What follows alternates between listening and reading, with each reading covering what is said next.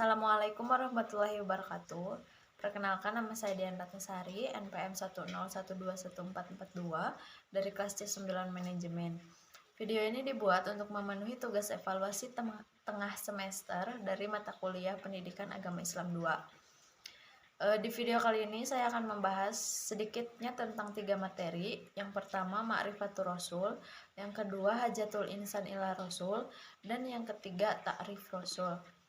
Untuk mempersingkat waktu, mari kita langsung ke penjelasan yang pertama. Yang pertama, Ma'rifatur Rasul atau mengenal Rasul. Mengenal Rasul tidak saja dalam bentuk fisik atau penampilannya, tetapi segala aspek syar'i berupa sunnah yang didedahkan Nabi kepada kita sama. Ada tingkah laku, perkataan, dan sikap. Dengan mengenal Rasul diharapkan kita dapat mencintai Rasul dan Allah Subhanahu wa Ta'ala. Perkara ini sebagaimana kita taat dan mencintai Allah dengan cara mengikutinya. Oleh karena itu, mengenal Rasul tidak saja dari segi jasad, nasab, dan latar belakang, tetapi bagaimana beliau beribadah dan beramal soleh. Yang kedua, yaitu Hajatul Insan ila Rasul atau kebutuhan manusia kepada Rasul. Yang pertama, keberadaan Sang Pencipta. Keterbatasan akal manusia menyebabkan kesalahan dalam menggambarkan Sang Pencipta. Ada yang menganggap bahwa pencipta itu terbatas pada satu kemampuan saja. Contohnya, langit sendiri penciptanya, laut, gunung, awan, dan lain-lain ada pencipta dan pemeliharaannya sendiri. Yang kedua, mengabdi pada Sang Pencipta. Fitrah yang ditanam oleh Allah tidak akan pernah hilang. Yang terjadi adalah tertutupi dengan kotoran-kotoran lain.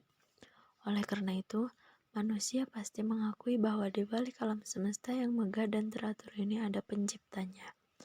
Hanya saja, karena tidak ada petunjuk yang benar, manusia berbeda-beda atau salah dalam menyebut dalam mensifatinya. Yang ketiga, yaitu petunjuk Rasul. Untuk mengatasi dan menyelesaikan berbagai kekacauan itu, maka Allah mengirim para Rasul untuk memberikan petunjuk kepada umat manusia. Petunjuk itu berupa wahyu yang Allah turunkan kepada para nabi dan Rasul. Di antaranya berupa syuhub.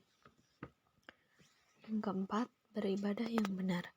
Berkat petunjuk Rasul, manusia mengenal Allah Subhanahu wa Ta'ala dengan benar dan mengakui pedoman hidup yang sejati. Dengan begitu, manusia akhirnya dapat beribadah kepada Allah Subhanahu wa Ta'ala dengan ibadah yang benar.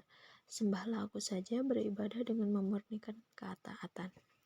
Yang ketiga, ta'rif Rasul atau pengertian Rasul. Rasul adalah seorang lelaki yang terpilih dari yang diutus oleh Allah dengan risalah kepada manusia. Rasul sebagai pembawa risalah yang Allah berikan kepadanya, dan juga Rasul sebagai contoh dan teladan bagi aplikasi Islam di dalam kehidupan sehari-hari. Rasul memiliki satu asyifatul asasiyah atau sifat-sifat dasar, yakni sifat-sifat dasar yang layak baginya, misalnya sifat sidik, amanah, tablik, dan fatonah. Yang kedua, al-mu'jizat atau mukjizat, yakni perkara-perkara luar biasa yang dapat dilakukannya dengan izin Allah untuk melemahkan mereka-mereka yang menentangnya. Yang ketiga, al-bisyarat atau berita kegembiraan kedatangannya, seperti dalam Quran surat Asy-Syaff surat 61 ayat 6. Dan yang keempat, an-nubuwat atau berita-berita kenabian yang disampaikannya. Setiap Rasul senantiasa membawa berita dari Tuhannya melalui wahyu berisi ajaran, perintah, dan larangan atau peristiwa-peristiwa masa lalu dan masa yang akan datang. Yang kelima, as-samarat, hasil dakwah yang dilakukannya. Di antara hasil dakwah Rasulullah SAW adalah munculnya generasi unggul dari sisi keimanan, ilmu, dan amal, sehingga mampu berkuasa di muka bumi ini dan menebarkan ajaran Islam ke seluruh penjuru dunia.